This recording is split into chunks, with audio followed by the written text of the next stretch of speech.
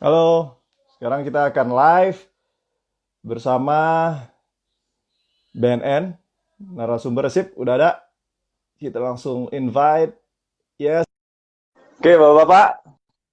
Kembali lagi di Bapak-Bapak ID Berguru. Tamu kita, wah, luar biasa. Nih, Bapak ganteng kita. Bapak Irjen Pol Dr. Andes Arman Depari. Luar Halo, biasa. Bung Ini Arman. baik, abangku.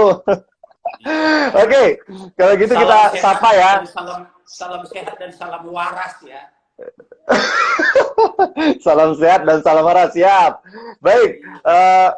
abangku, ini kita sedang di acara Bapak-Bapak ID Berguru. Jadi pada malam hari ini kita akan dapat sharing dari Bapak Arman. Kita panggilnya Bapak Arman loh di sini. Pakai Bapak Ya, jadinya ya. Bapak mau bro, mau Arman aja boleh. Semua bapak-bapak semua ya. Isinya sebenarnya bapak-bapak semua. Range-nya umurnya 24 sampai 36. Bapak-bapak ya milenial lah ya. Milenial Bapak-bapak lah ya. bapak-bapak milenial yang udah punya anak 1 sampai 3 gitu ya. Jadi memang Bapak-bapak muda. pada ya bapak-bapak muda sekarang ini perlu banyak belajar nih dari senior kita, Bapak Arman Depari. Ini udah sangat-sangat apa namanya berpengalaman sekali dalam memberantas narkoba dan tentu saja buat pembelajaran buat kita semua gitu ya, Bapak Arman ya, supaya apa namanya teman-teman semua bisa terhindar dari narkoba. Nah, beberapa jam yang lalu kita sudah survei ke teman-teman terkait kita minta pertanyaan dari warga terkait dengan narkoba dan sudah ada pertanyaan-pertanyaan yang langsung bisa saya tanyakan ke Bapak Arman dan tentu saja kalau nantinya ada pertanyaan lagi silahkan diketik ya warga Bapak-Bapak ID, ketik di komen gitu ya, tanyain sebanyak-banyaknya ke Bang Arman, Bapak Arman boleh gitu ya, Irjen Pol Dr. Andes Arman Depari juga boleh gitu ya. Jadi silahkan tanyakan sebanyak-banyaknya. Nah, ini kita langsung aja nih Bang ke pertanyaannya nih. Pertanyaan Boleh. pertama, Bang, kondisi terkini peredaran narkoba di Indonesia gimana Bang? Seberapa parah sih Bang? Atau sekarang udah ya udah mulai membagus gitu Bang, membaik? Ini kita sedikit agak kaget juga. Karena kita perkirakan ketika ada kasus pandemi COVID-19 yang melanda seluruh dunia, termasuk negara kita. Nah, Hmm. kita tadinya memperkirakan akan turun aktivitas perdagangan dan penyalahgunaan narkoba, baik Hmm. itu di tingkat global maupun di Indonesia. Tapi ternyata kok sebaliknya yang terjadi. Dalam situasi pandemi COVID yang sekarang ini, kita melihat kok pasokan penyelundupan narkoba yang masuk ke Indonesia ini naik luar biasa, signifikan. Oh Nah, ya? pertanyaannya apakah ini karena besarnya permintaan atau meningkatnya permintaan dari dalam negeri atau karena memang produksi narkoba di luar berlebih sehingga mereka mengirimkan yang lebih banyak ke Indonesia. Wow. Tetapi yang jelas beberapa kali penangkapan yang kita lakukan sampai dengan saat ini kurang lebih sudah ada sekitar 7 ton jenis Hmm. sabu. Hmm. Jenis ganja juga kurang lebih 7 sampai 8 ton. Hmm. Ekstasi juga begitu. Nah, Oke. tinggal sekarang kita melihat atau melakukan ya semacam survei kecil-kecilan, apakah memang penggunanya juga meningkat. Hmm. Sementara yang di Jakarta kemarin dilaporkan oleh Polda Metro Jaya ada peningkatan dari segi penangkapan. Hmm. Nah, Hmm. apakah ini karena memang penangkapan yang dilakukan oleh petugas rutin dan anggota yang bertugas di lapangan itu aktif sehingga dia melakukan banyak penangkapan-penangkapan atau memang seperti yang saya bilang tadi pecandu semakin Hmm. banyak, pengguna semakin banyak. Nah, Karena jadi kondisi seperti ini ya. situasinya bukan semakin membaik karena kita perkirakan tadi ada situasi PSBB, Hmm. lockdown di beberapa negara bahkan seluruh dunia. Hmm.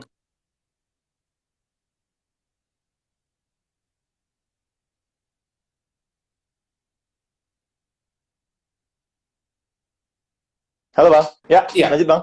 masih bisa. Tadi ada Masih, kendala lanjut. sedikit. Terputus. Ya, sempat terputus tadi. Nah, Lanjut kita Bang. tadinya memperkirakan ini akan turun, tapi ternyata terjadi sebaliknya. Bahkan ada Iya, iya, iya. sindikat-sindikat tertentu yang dulu pernah aktif di Indonesia, beberapa tahun kemudian menghilang, tidak berarti mereka mati. Seperti yang saya bilang, sindikat itu tidak pernah mati. Hmm. Yang ada mereka tidak aktif. Ini sekarang muncul lagi. Itu sindikat Iran, atau biasa Iranian Syndicate yang kita buat. Wah, ngeri Nah, juga ya Bang ya. Malah bukannya turun, malah makin naik ya Bang. Kondisinya ya Bang. nah itu yang saya bilang tadi. Jadi saat ini pun kita tetap harus waspada terus. Karena ternyata Hmm. dalam kondisi pandemi sekarang, pandemi baru sebenarnya ini virus corona ini. Hmm. Iya, iya, Ternyata iya. kita juga harus waspada. Pandemi lama itu narkotika, karena itu juga melanda seluruh dunia dan menjadi penyakit di tengah-tengah masyarakat. Nah, Setuju. itu Setuju sementara banget. situasi terkini terkait dengan pandemi COVID dan peredaran penyalahgunaan narkoba di tingkat Indonesia global ya. dan Indonesia. Ya. Oke, Bang. Pertanyaan berikutnya nih Bang. Terus strateginya gimana ya Bang ya untuk memberantas narkoba dalam kondisi kayak gini Bang? Yang dilakukan Ya, oleh tetap BNN Bang. kita melakukan 3 upaya. Ini saya kira memang sudah menjadi dasar penanggulangan narkoba di seluruh dunia. Penanggulangan ya, bukan pemberantasan. Karena Hmm. penanggulangan itu berarti secara keseluruhan, yaitu yang pertama, bagaimana kita melakukan pencegahan. Hmm. Mencegah supaya masyarakat kita, terutama tadi, generasi muda, usia milenial tadi, 15 sampai 35 atau 40 tahun Hmm. tadi, Hmm. kita bentengi. Kita upayakan supaya mereka tidak menjadi pengguna. Dalam arti mengurangi demand, permintaan pasar. Kemudian yang kedua adalah pemberantasan. Nah, pemberantasan ini kita tujukan untuk mengurangi supply, memutus rantai pasokan dengan upaya penegakan hukum. Artinya supaya tidak ada lagi barang tersedia di tengah-tengah masyarakat atau susah untuk mencari, sehingga tentu kalau susah barangnya, tidak ada barangnya, maka otomatis mau tidak mau orang tidak bisa menggunakan. Betul. Jadi itu penghentian atau mengurangi supply pasokan. Yang berikutnya adalah upaya kita untuk mengobati, menyembuhkan, memulihkan mereka-mereka yang sudah terpapar narkoba, sudah menjadi pengguna atau pecandu, dengan cara diobati, diterapi atau direhabilitasi. Jadi 3 ini harus kita lakukan secara simultan, paralel dan berkesinambungan. Tidak boleh pencegahannya didahulukan lebih banyak porsinya, atau pencegahannya, pemberantasannya porsinya lebih banyak, atau rehabilitasinya itu harus dilakukan secara berimbang. Karena kalau salah satunya ini tidak kita lakukan, maka dia akan tetap terjadi seperti apa yang sudah berlaku sekarang. Artinya pencegahan kita lakukan, tetapi pasokan tetap banyak. Pasokan atau supply bisa berhentikan, tapi permintaan tetap banyak. Nah, ini makanya kita harus lakukan secara seimbang. Demikian juga rehabilitasinya tadi. Nah, itu antara lain secara singkat upaya yang kita lakukan. Bang, ini ada pertanyaan bagus nih Bang, dari warga nih Bang. Bang, kalau seandainya ada teman yang terkena narkoba, begitu Bang, sebaiknya apa yang harus kita lakukan ya Bang, sebagai teman gitu loh Bang. Ini kita batasi dulu teman dulu deh Bang, kan mungkin ada teman yang menggunakan pengguna baru gitu ya, atau mungkin dia udah mulai coba-coba dan kecanduan. Saran terbaik Abang, apa yang kami harus lakukan gitu Bang? Supaya dia nih tidak melanjutkan lagi lah gitu Bang. Ya, maksudnya dia pengguna atau pecandu narkoba gitu kira-kira ya. Iya, kira-kira begitu Bang. Bukan bandar kan? Bukan Bang, Bukan pengedar pengguna. kan? Bukan. Kalau bandar dan pengedar apalagi yang jelas-jelas merusak warga kita terutama masyarakat Indonesia itu sebaiknya masukin ke laut saja. Cemplungin ya Bang. Ya. Tetapi kalau memang dia pengguna Hmm, pecandu, hmm, sebaiknya itu segera dilaporkan ke IPWL, institusi penerima wajib lapor, atau rumah-rumah sakit puskesmas yang memang menyediakan, dan saya kira semua sekarang ini sudah Itu sudah membuka kesempatan untuk masyarakat untuk melaporkan diri bahwa ada anggota keluarganya atau temannya yang menjadi pecandu narkoba. Dengan demikian, maka kewajiban institusi itu nanti akan mengarahkan kita dan menjadi tanggung jawab mereka untuk memberikan perawatan dan rehabilitasi. Dan saya jamin itu tidak akan dipermasalahkan, tidak akan diproses secara hukum. Yang penting dia ngaku dulu lah ya. Secara sukarela atau volunteer. Gitu. Jangan tunggu setelah ditangkap ada barang bukti, karena upaya yang dilakukan itu adalah upaya paksa, menangkap, menahan, maka proses harus berjalan. Nah, itu bedanya. Okay. Jadi kalau ada teman atau keluarga, sebaiknya itu dilaporkan saja. Nah, permasalahan kita, masyarakat Indonesia pada umumnya, itu menutup-nutupi, bro. Iya. Dibilang kalau ada anggota keluarga atau temannya yang menggunakan narkoba, itu dianggap aib, memalukan untuk keluarga, sehingga ditutupi. Kalau ditutupi namanya penyakit, tidak dirawat, tidak direhabilitasi, maka itu kan semakin parah. Jangan harapkan dia sembuh sendiri. Nah, itu permasalahan salah satu di kita ini. Terutama Bang, sorry Bang. Ini.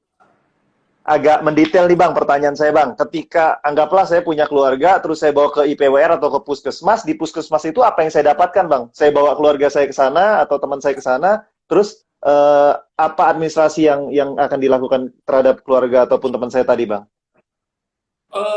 Nanti akan dilakukan asesmen oleh mereka.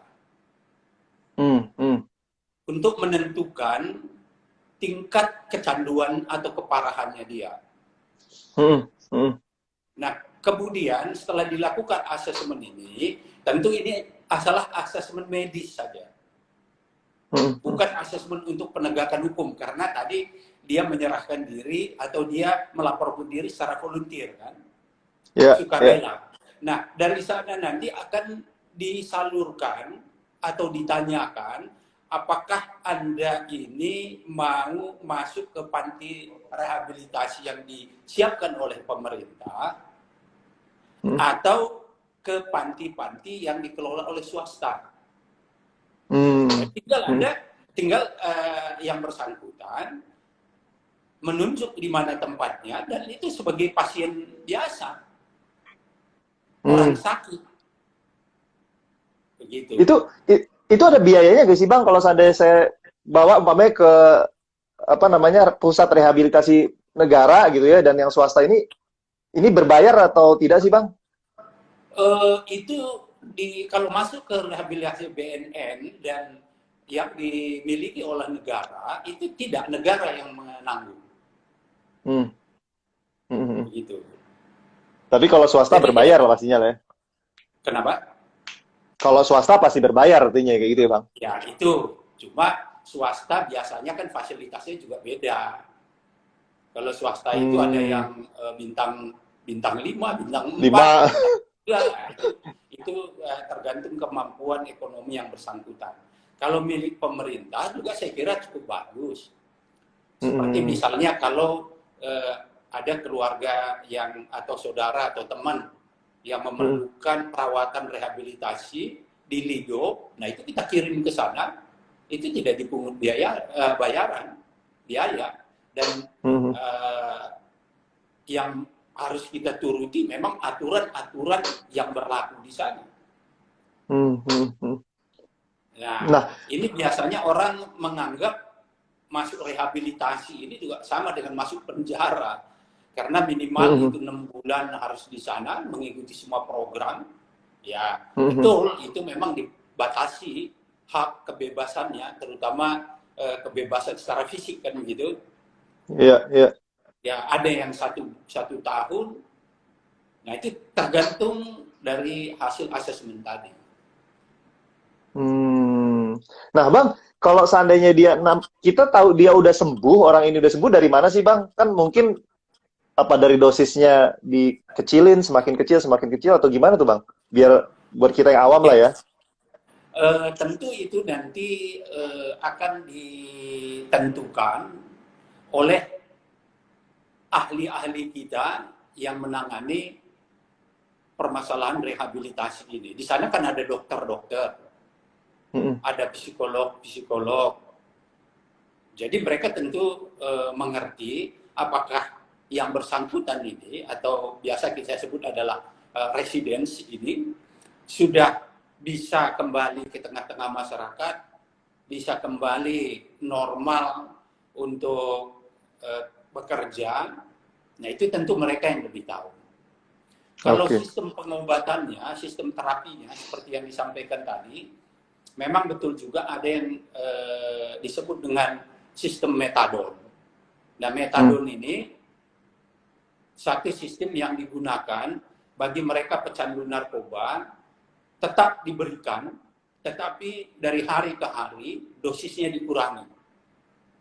Sehingga nanti dia tidak tergantung lagi dengan dosis yang lama, terus sampai kemudian berhenti sama sekali. Nah, tetapi kalau yang itu kan dokter yang menentukan. Cuma permasalahannya, metadon ini juga sering disalahartikan. Mereka yang kecanduan narkoba, tetapi tidak melalui perawatan atau rekomendasi dokter, tidak di bawah pengawasan dokter. Dia mencari atau membeli narkoba di pasar gelap. Nah, ini kan kembali lagi mereka menyalahgunakan narkoba yang tidak dikontrol, bukan untuk diobati atau direhabilitasi atau diterapi tadi, karena mereka membelinya di pasar gelap yang tentu saja kadarnya kita tidak tahu dan dosisnya pun tidak tahu. Nah, itu kalau sistem metadon.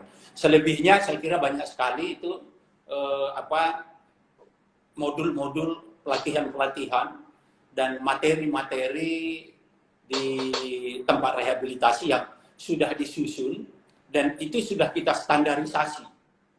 Artinya setiap instansi maupun pihak swasta yang melakukan kegiatan terapi dan rehabilitasi pecandu narkoba ini harus mengacu kepada standar operating procedure yang sudah disusun oleh BNN. Begitu. Oke. Nah, Bang, saya makin penasaran nih, Bang. Cerita Bang seru juga ya. Jadi pertanyaan gini, Bang, kalau seandainya saya sebagai newbie, Bang, gimana ya saya cara mengetahui bahwa orang yang terdekat saya adalah pengguna, Bang? Apakah dari fisiknya kah? Apa dari perilakunya kah? Seperti apa, Bang? Kira-kira saran buat kita-kita nih, Bang, supaya at least, oh, kayaknya dia pengguna nih, umpamanya gitu loh. Gimana menurut Abang pengalamannya? Kalau kita perhatikan dan kalau kita punya kepedulian, itu pasti ketahuan. Pasti ketahuan.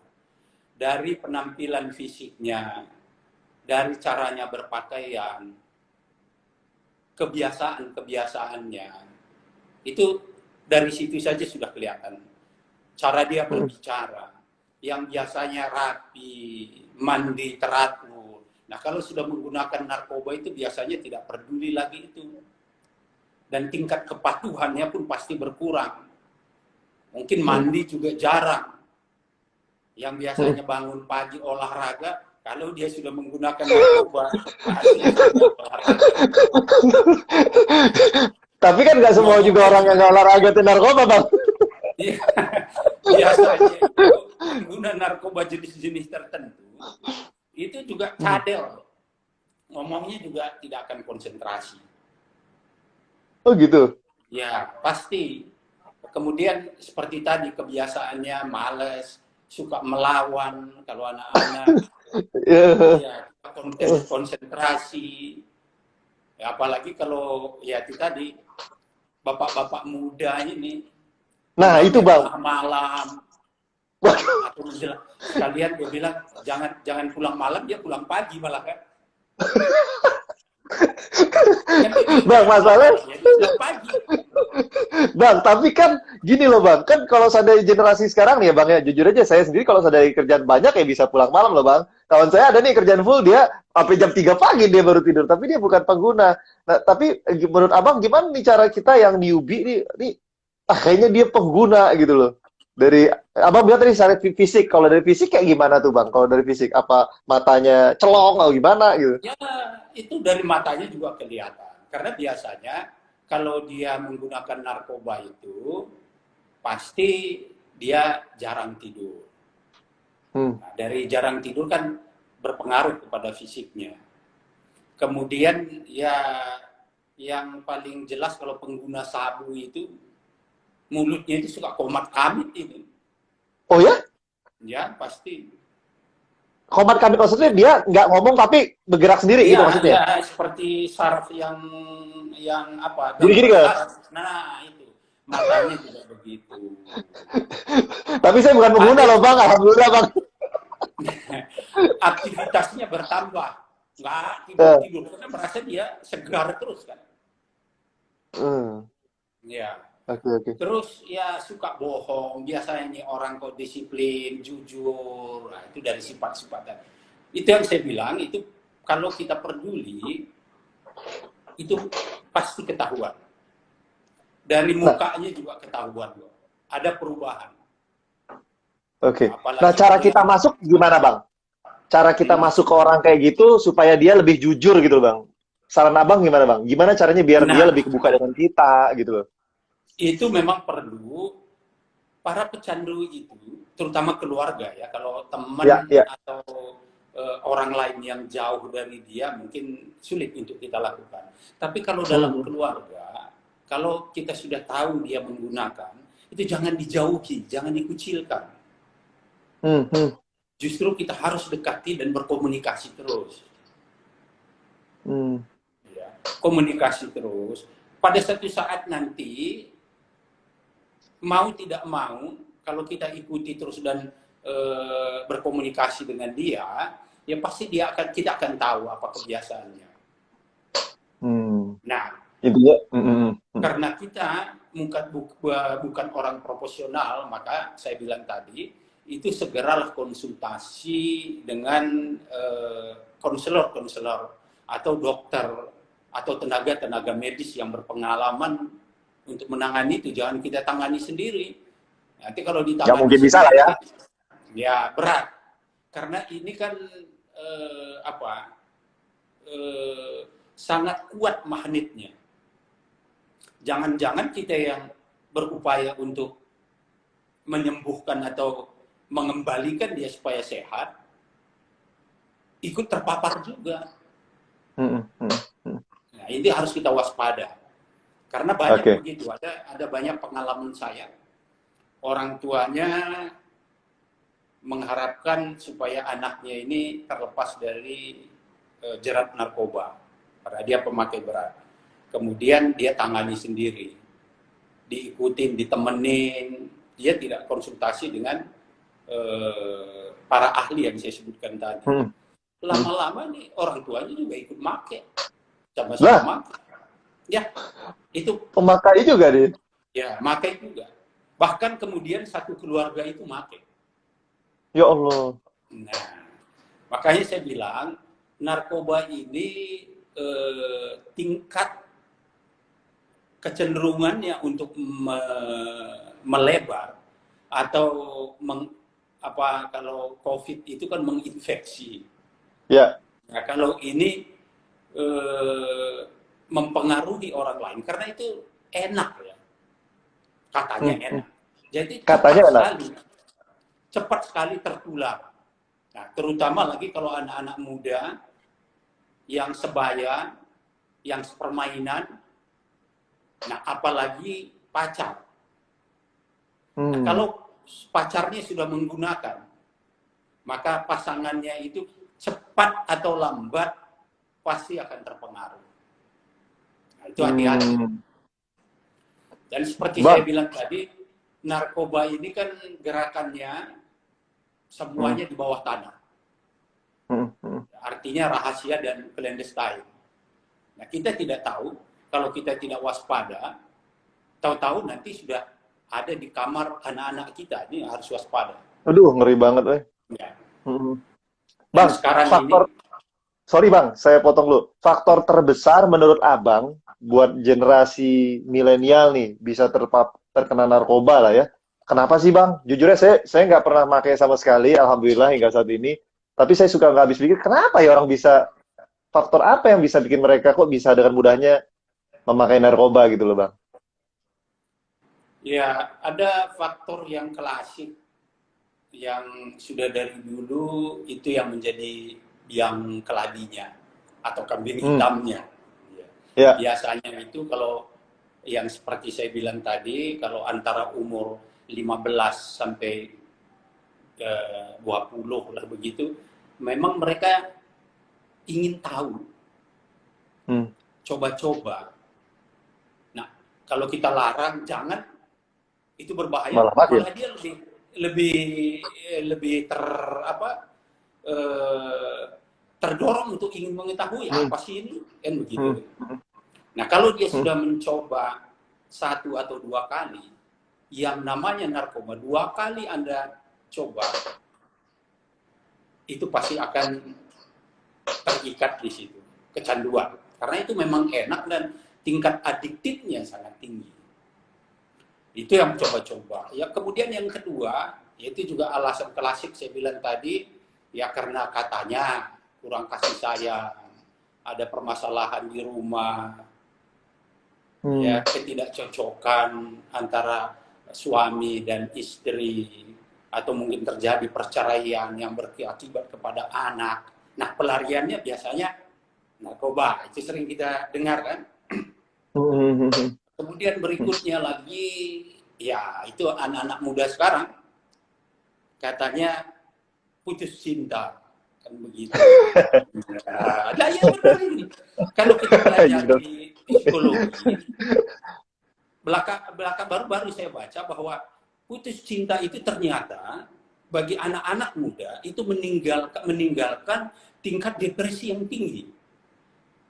Wow.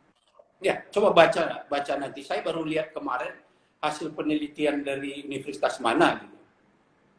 Nah, kemudian ya biasa kalau dia sudah keluar untuk menghilangkan rasa titik-titiknya tadi, apapun yang dialami dia sendiri.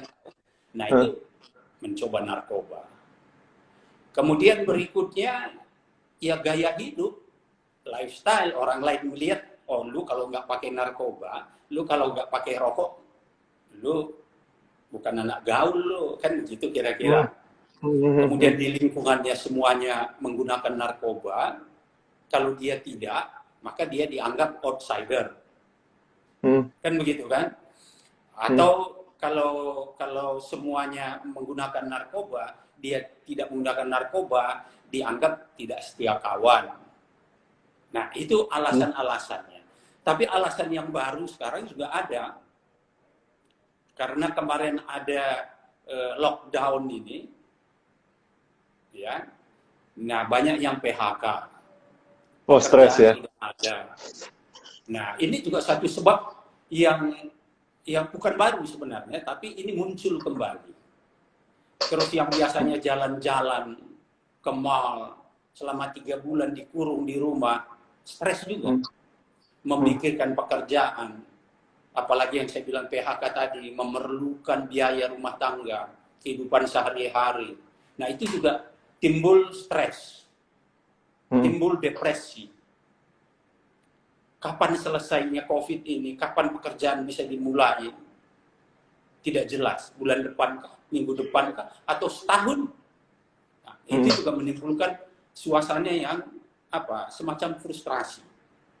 Nah, dari beberapa tangkapan yang dilakukan oleh Polda Metro yang saya tanya, karena saya ingin tahu juga kenapa mereka ini menggunakan dalam situasi pandemi ini, pada umumnya mereka menjawab, karena mereka ini dilanda stres, depresi, dan frustrasi tadi. Akhirnya apa? Mereka tidak bisa tidur. Punya rasa kekhawatiran yang berlebihan. Takut menghadapi masa depan karena situasi seperti ini. Nah, pelariannya yang paling mudah itu memang menggunakan narkoba. Dan itu yang mereka lakukan.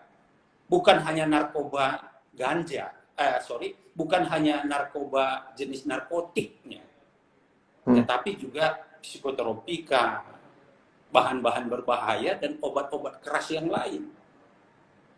Nah, ini kira-kira penyebabnya. Di samping itu, ya memang kalau kita lihat ada juga yang seperti tadi itu. Ya ada, gue pakai. Kalau nggak ada, ya gue nggak pakai. Gitu. Itu lain lagi. Tapi secara keseluruhan itu tadi. Oke, terima kasih Bang. Bang, ini pertanyaan lagi nih Bang. Saya makin penasaran. Abang enak banget jelasinnya. Jadi gampang dicerna gitu buat kita-kita ini ya. Bang, nih pertanyaan berikutnya nih Bang. Saya bukan tukang dongeng sebenarnya, tapi tapi enak Bang abang dongeng ini. Bang, nih kan suka ada sebaran informasi nih Bang. Saya kebetulan anak saya masih SD, Bang. Suka ada informasi bahwa hati-hati kalau seandainya jajan di pinggiran suka ada dikasih kayak yang permen apapun itulah, ternyata itu permen narkoba gitu ya Bang. Itu benar gak sih Bang? Kayak gitu Bang?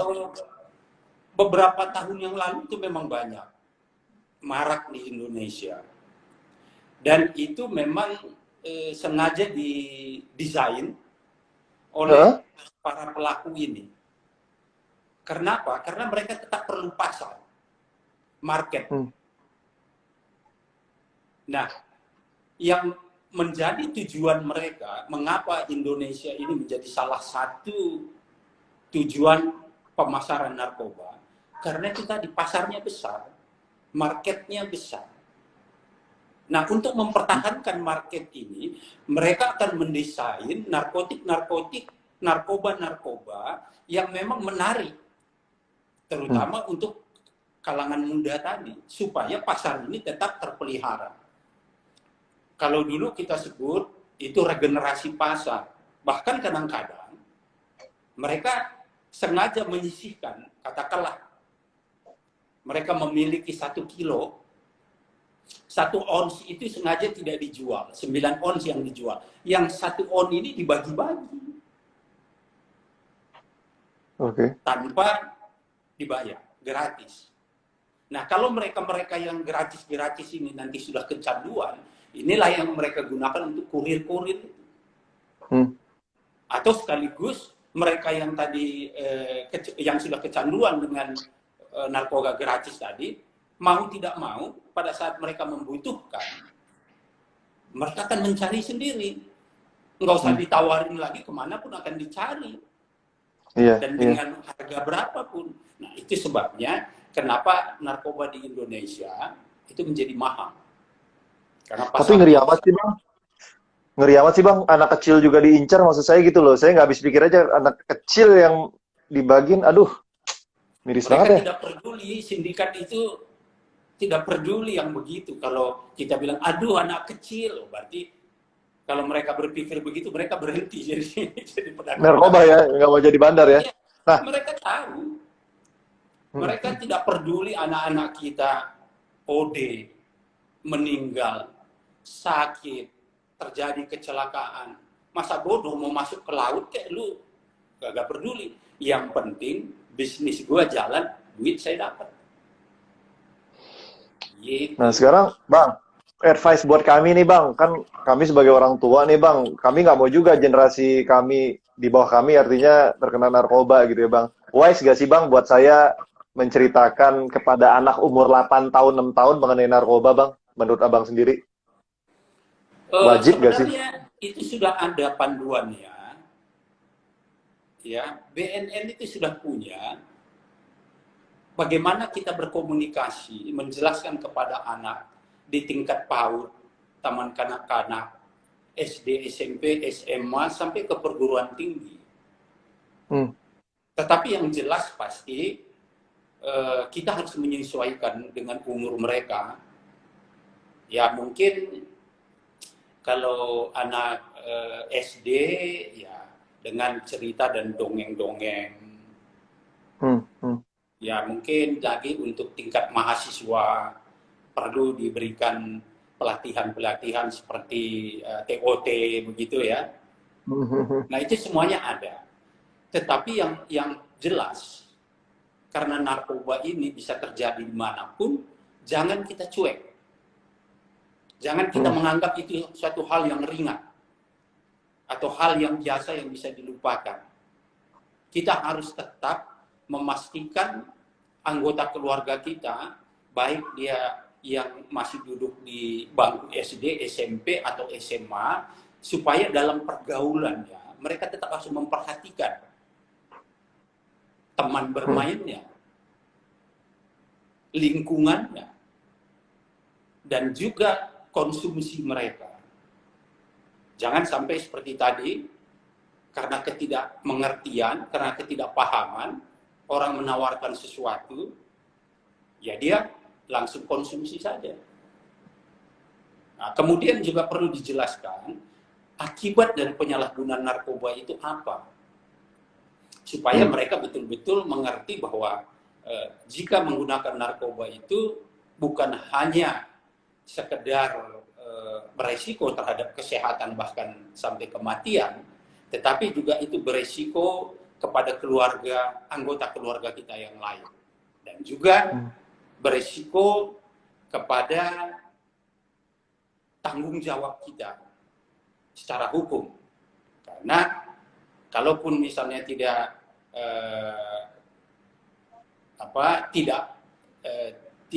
menderita satu penyakit akibat narkoba, tetapi suatu ketika kalau berhadapan dengan hukum, maka dia akan tetap mendapatkan proses yang kemudian tentu muaranya dihukum penjara atau hukuman mati. Nah, ini selalu harus diberikan penjelasan, semacam edukasi khusus tentang permasalahan-permasalahan narkoba. Begitu. Bang, kalau seandainya nih kita berandai-andai Bang, kalau seandainya anak saya udah dewasa gitu ya, dan saya lihat dapat cerita dari anak saya kalau andai kan temennya dia kena narkoba, baiknya saya sarankan anak saya untuk menjauh dari temannya, atau saya ngobrol ke temannya untuk menasehati dia lah. Baiknya gimana Bang menurut Abang? Saya kira kalau untuk tujuan yang baik, kan mereka juga punya orang tua, ya kita bicara dengan orang tuanya. Terbuka. Ya. Tetapi kalau memang anak-anak ini belum siap mentalnya dan belum mengerti, sebaiknya sementara dijauhi. Artinya dijauhi, ya bukan kita tidak bersahabat dengan mereka, tetapi ketika dia mengajak ke suatu tempat, bergaul dengan orang-orang yang tidak dikenal, kemudian melakukan suatu perbuatan-perbuatan yang tidak sesuai dengan norma dan nilai, ya jangan kita ikut-ikutan. Nah, paling baik memang kita harus berkomunikasi. Kalau memang kedekatan kita sudah cukup baik dengan teman anak yang bersangkutan, mungkin kita bisa berbicara dengan mereka sebagai orang tua sendiri. Tetapi kalau itu dianggap tidak cukup, atau dianggap lebih baik orang tuanya yang menangani, ya kita komunikasikan dengan orang tuanya dan diajak mereka untuk berkonsultasi kepada petugas-petugas yang memang sudah berpengalaman. Tadi dokter kan, atau konselor atau psikolog Atau yang paling bagus tadi ke institusi penerima wajib lapor atau puskesmas atau rumah sakit tadi. Oke. Oke, saya nambah ilmu lagi nih dari Abang nih. Bang, ini ada pertanyaan lagi nih Bang. Kita langsung Yuk. ke floor nih Bang. Pertanyaan dari Borneo Ferrando. Pak, tanpa mengurangi rasa hormat, saya mau tanya kenapa sampai sekarang penelitian tentang kanabis dalam kurung marijuana belum ada? Apa karena belum ada penelitinya atau karena izinnya tidak dikeluarkan? Silakan Bang. Sebenarnya penelitian itu sudah dilakukan. Kita punya perkebunan yang dikelola oleh Kementerian Kesehatan di Jawa Tengah. Iya, di sana ada ditanam koka, ditanam ada ganja, di sana tanam ada. Nah, penelitian itu sifatnya untuk ilmu pengetahuan dan medis. Nah, yang dimaksudkan ini penelitian apa? Penelitian untuk bisa digunakan, begitu. Atau penelitian supaya tujuannya saya tahu nih. Maksudnya itu supaya ganja atau kanabis itu dilegalkan di Indonesia. Wah, menyeramkan sekali kalau itu. Nah, itu memang banyak tuntutan sekarang. Tapi oke lah, saya paham maksudnya tadi. Pasti dia membandingkan dengan negara-negara lain bahwa ada beberapa negara yang sudah memberikan kebebasan secara terbatas untuk penggunaan ganja, kanabis, atau marijuana. Nah, itu sebenarnya supaya dipahami untuk melokalisir. Jangan sampai nanti kalau kita tidak lokalisir, seperti metadon yang saya bilang tadi, supaya dia bisa tidak menyebar ke orang lain.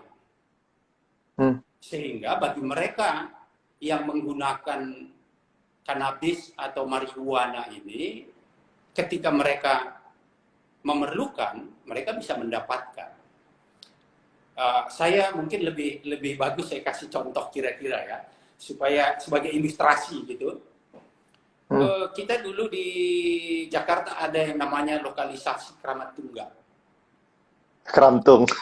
Ya, itu tahu berarti sudah paham. Ya kan, dulu kan wartawan Abang, kan jalannya sama Abang. Maksud saya, itu kan bukan berarti para WTS itu dilegalkan. Ya, ya. Maksudnya itu supaya mereka ini jangan berkeliaran kemana-mana. Jangan mempengaruhi keluarga-keluarga atau bapak-bapak muda yang lain. Kan begitu. Bayangkan betul. Kalau tidak dilokalisir, tiba-tiba dia melintas di depan rumah kita, manggul kasur sama bapak. Dia bilang nih, apa, nah, transaksinya selesai, gelar kasur selesai. Bener Bang. Jadi maksud saya itu juga yang tadi dibuat seperti itu. Karena yang menggunakan itu juga tidak boleh sembarangan. Sembarangan tempat, dan belinya juga tidak boleh di tempat yang ilegal. Biasanya dikasih contoh itu Eropa, di Belanda. Dilihat aja di Belanda kan dipakainya cuma di kafe-kafe tertentu. Dan yang bisa membeli itu pun yang sudah terregistrasi sebagai penduduk. Tidak boleh digunakan di tempat lain, dibeli dari tempat lain, atau dibawa. Nah, bayangkan tadi, kembali lagi, ini suka tukang membayangkan kita ini. Seseorang yang bisa membawa pulang marijuana atau kanabis, taruh di rumah, anak-anaknya ada SD, ya dia bakar-bakar lagi sama dengan orang tuanya. Nah, jadi sejauh ini khusus untuk kanabis, semua negara di dunia yang menandatangani Single Convention on Narcotic tahun 1961 yang menyatakan bahwa marijuana itu adalah narkotika golongan 1, Belum ada satu negara pun yang membatalkan tanda tangan itu, ratifikasi mereka.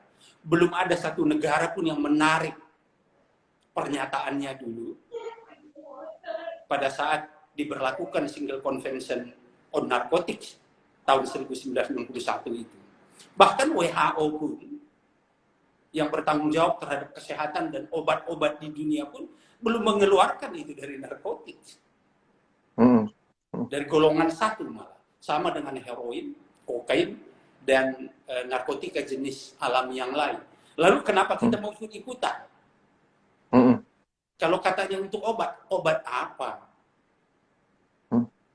Kalau memang untuk obat benar, coba kita lihat di apotik-apotik itu. Ada nggak obat gigi, sakit gigi dari ganja itu, ada nggak? Atau obat-obat yang lain? Katanya untuk epilepsi, untuk asma. Nah, emangnya nggak ada lagi obat epilepsi di negara ini? Atau obat asma di negara ini sudah habis, maka harus pakai ganja? Dan itu saya kira juga tidak logis. Ganja di Indonesia itu pada umumnya kan dirokok, diisap. Betul. Kok asap bisa jadi obat asma, itu dari mana ceritanya? Bener juga Bang ya. Ya, jadi jangan salah. Makanya sering saya bilang, hati-hati orang yang minta dilegalisasi ganja ini. Ini untuk kepentingan masyarakat. Dalam arti kata untuk pengobatan katanya tadi, atau untuk kepentingan sindikat. Kepentingan pribadi ya Bang, untuk keuntungan ya Bang. Iya, karena kembali lagi tadi saya bilang, mereka ini tidak peduli korban. Tidak peduli anak-anak kita sakit OD, mati, masuk penjara, dihukum seumur hidup. Yang penting mereka dapat duit dari bisnis ilegal narkotika. Itu yang harus kita pikirkan. Bang, gitu. Dari tadi Abang ngomongin ganja Bang, ini komennya tentang ganja semua, soal kok ganja nggak legal, kok ganja. Udah dijawab lah. Saya beritahu, kalau saya berbicara begini, ya, itu banyak sekali yang bully saya. Tapi saya mengerti, ini saya jelaskan aja, kita belak-belakan aja. Yang membuli itu pasti yang melek teknologi. Dan itu tadi, antara usia itu tadi. Range segitu ya. Pasti lebih banyak orang yang tidak setuju. Tetapi kalau orang-orang tua, dia males dia pakai WA untuk membalas begini kan. Orang-orang tua di kampung atau yang tidak sama sekali paham mengenai narkotika dan dia tidak tahu itu apa ganja, pasti dia tidak menggunakan alat komunikasinya untuk membuli seperti ini. Benar. Maka mereka yang membuli ini ya memang mereka teknologi, saya paham betul. Tapi saya ingin katakan, apapun yang kami lakukan ini pasti sesuai dengan aturan dan hukum untuk melindungi Anda-Anda, masyarakat kita. Dan itu hukum memang begitu. Di Undang-Undang Narkotika tahun 35 itu kan mengadopsi Single Convention tahun 1961 yang saya bilang tadi. Ya, di sana disebutkan adalah penggunaan kanabis, baik daun, biji, batang, jerami, atau resinnya, itu semuanya dilarang, kecuali untuk penelitian dan ilmu pengetahuan. Nah, jika itu dilanggar, maka itu adalah perbuatan melawan hukum. Nah, kami penegak hukum, bro. Siap. Siap. Mantap Bang jawabannya Bang. Saya lanjut lagi nih Bang. Pertanyaannya kita lanjut lagi ya Bang ya. Nih, ini makin seru Bang. Makin seru nih Bang. Bang, ini ada pertanyaan dari Alhamid Midun. Pak Arman, mau tanya dong. Saya baca media lokal Palu hari ini, Sulawesi Tengah peringkat 4 penyalahgunaan narkoba. So benar itu Pak Arman, kebetulan saya warga Palu ini Pak, dia tanya. Gimana tuh, Bang Arman? Kalau Palu menyebut kota, itu mungkin survei yang dilakukan di provinsi. Nah, itu saya tidak begitu hafal. Tapi kalau itu dikeluarkan oleh instansi resmi berdasarkan survei yang dilakukan BNN, itu patut dipercaya. Kenapa? Karena survei yang kita lakukan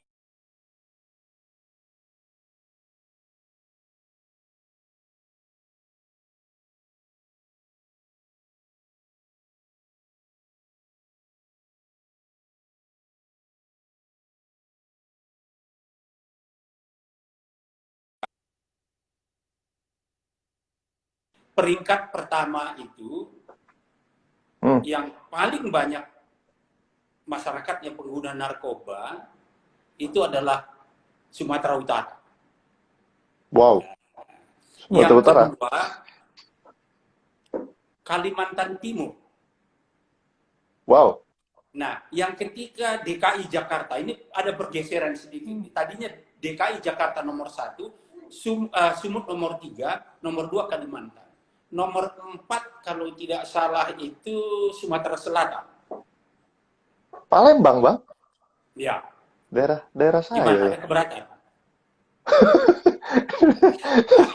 Nah, itu dilakukan pertama dulu bersama-sama dengan Pusat Penelitian Kesehatan UI dan BNN. Saya kira bisa dipertanggungjawabkan secara metode dan keilmuannya ya. Kemudian belakangan kita juga melakukan kerjasama dengan Lembaga Ilmu Pengetahuan Indonesia (LIPI). Nah di situ kan profesor-profesor survei semua. Jadi saya kira patut, dan ya kita sebagai murid-murid mereka, pernah jadi murid mereka para guru besar itu, ya saya kira itu sangat kredibel. Nah, terlepas daripada ranking berapapun, selama di situ ada narkotika, penyalahgunaan narkoba, maka kewajiban kita untuk memastikan supaya narkoba itu betul-betul habis kalau boleh, tapi paling tidak berkurang dari yang terjadi sekarang. Gitu. Oke. Saudara dari Palu tadi. Oh, Palu nih Bang, aduh. Nih ada pertanyaan lagi nih Bang. Jangan banyak-banyak nih, udah habis-habis. Ada kegiatan lagi sana ya. Siap. Nih pertanyaan terakhir deh Bang. Dari Alhamid Midun lagi nih Bang. Maaf nih Bang, kok dibeda-bedain ya hukuman bagi pengguna yang ditangkap kalau dari kalangan high miss artis dapat perlakuan khusus, terus dia tunjukin ikon minta maaf. Gimana nih Bang? Tanggapannya Bang? Enggak juga, sama itu perlakuannya sama. Semua berdasarkan aturan dan hukum. Cuma kalau dia public figure, terutama kalau artis, apalagi artisnya yang agak yang bening-bening gitu ya. Itu cepat itu pasti media meliput 1 kali 24 jam. Iya. Saya lihat kalau misalnya ada tangkapan-tangkapan, ada permasalahan seperti itu, ya teman-teman ya, Kemas pasti tahu lah. Itu malah bermalam itu di kantor kita.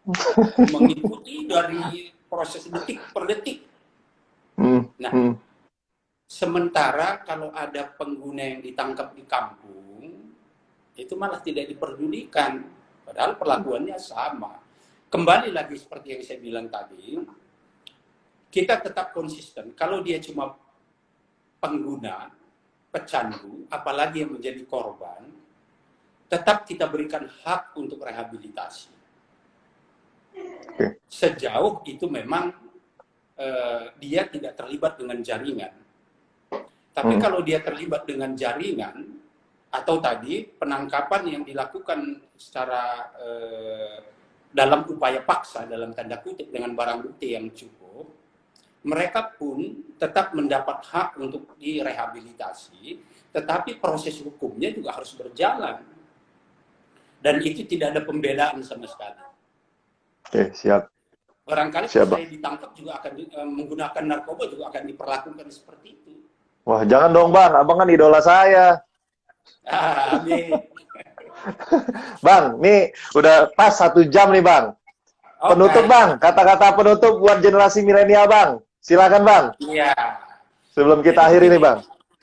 Tema Hari Anti Narkotika atau HANI tahun 2020 ini adalah hidup 100%.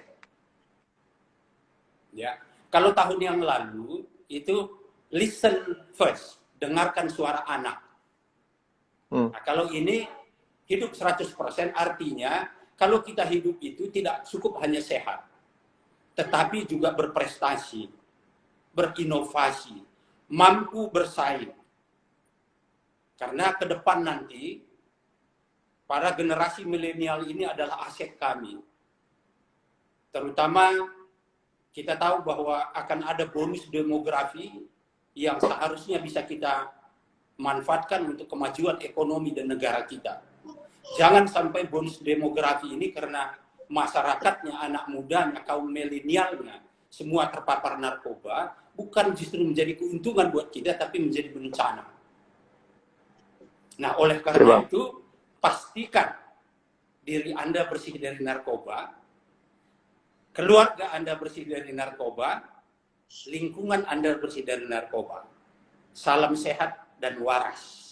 Siap, kalau gitu. Terima kasih, Bang. 1 jam gak berasa ngobrol sama Abang. Saya rasa juga bisa lebih panjang lagi kalau seadanya ini. Pertanyaan masih banyak dari warga Bapak-Bapak ini ya. Oke, Bang, terima kasih sebelumnya sudah menyempatkan untuk mengisi Bapak-Bapak berguru. Terima kasih. Mohon maaf kalau seandainya ada salah kata. Kemudian saya mewakili admin Bapak-Bapak ID. Ada Pak James, ada Pak Marsani, ada Pak Munawir. Mereka semua bebas narkoba, Bang. Alhamdulillah. Jadi kami juga minta maaf kalau ada salah perkataan. Wabillahi taufik wal hidayah. Wassalamualaikum warahmatullahi wabarakatuh. Terima kasih ya, Bang. Terima kasih banyak ya, Bang. Sampai jumpa lagi, Bang. Salam buat teman-teman. Waalaikumsalam warahmatullahi wabarakatuh. Terima kasih.